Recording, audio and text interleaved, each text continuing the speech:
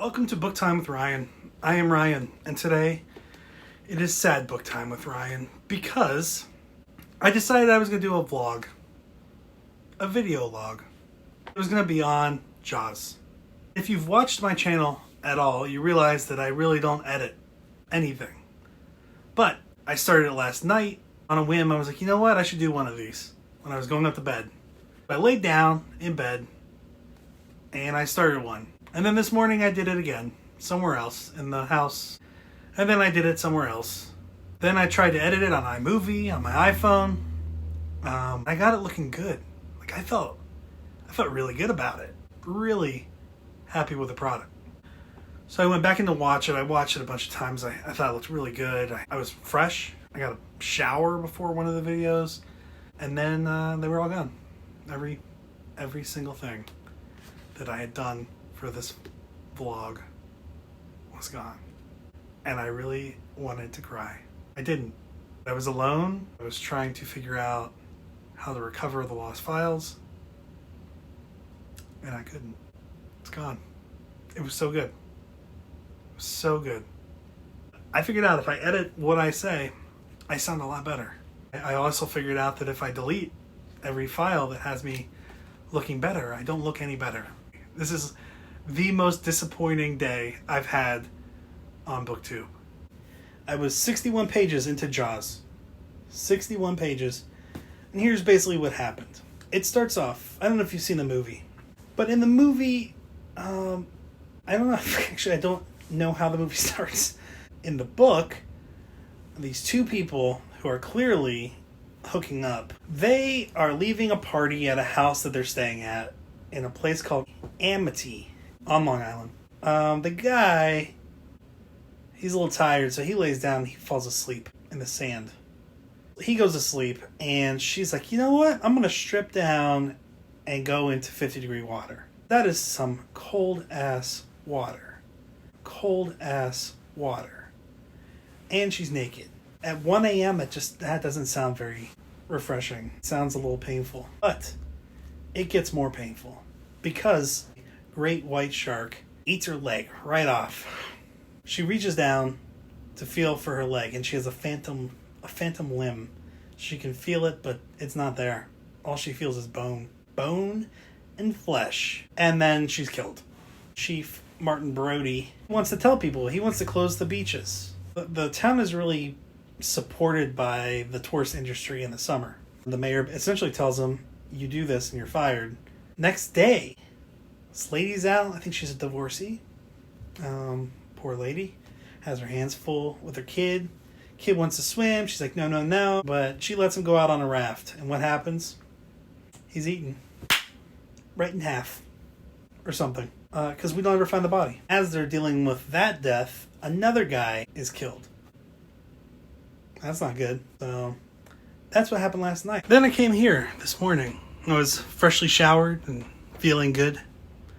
And I said, something else that I thought was interesting in the book. Chief Brody reaches out to the Coast Guard. And there's a Coast Guard station on Montauk, which is at the eastern end of Long Island. And that's fun because if you don't know, I was in the Coast Guard. I was a Coast Guard officer. I was on a ship like this one. This is actually a model of the ship I was on, the Coast Guard Cutter Vigorous, that was out of Cape May, New Jersey, and is now out of Virginia. 210-foot ship. But I had a classmate at the Coast Guard Academy who was stationed at Station Montauk. Some other things I figured out. A lot of people are going to die. There are going to be a lot of dead people. And most of them are probably going to be killed by a shark. That's my guess at this point. It looks like that's what's going to happen. It seems like it's probably a great white shark that's going to keep doing this. And I bet more people are going to die. But there are also things that I'm not ready for. Peter Benchley, that's his name. I had to look at it. The author actually mentioned that. He talks about how there are things that people will know from the movie, but there are a lot of things in the book that never made the movie. I don't know what they are yet. But one of the things I figured out is we've had another main character enter the fray. Matt Hooper. So Matt Hooper comes into the picture. Matt Hooper is the guy who Richard Dreyfuss played in the movie. And in the movie, I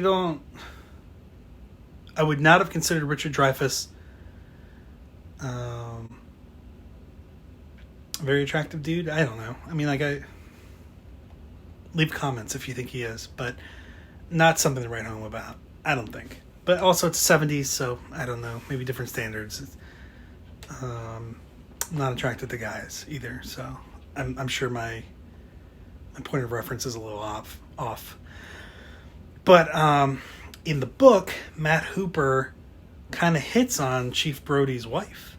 The conversation, if Chief Brody was there, might be a little awkward when they first meet. Chief Brody's wife, Ellen, dated Matt Hopper's older brother, David. There seems to be a little bit of sexual tension there already. So I don't know what's going to happen there. I hope everyone does the right thing, but I just don't know.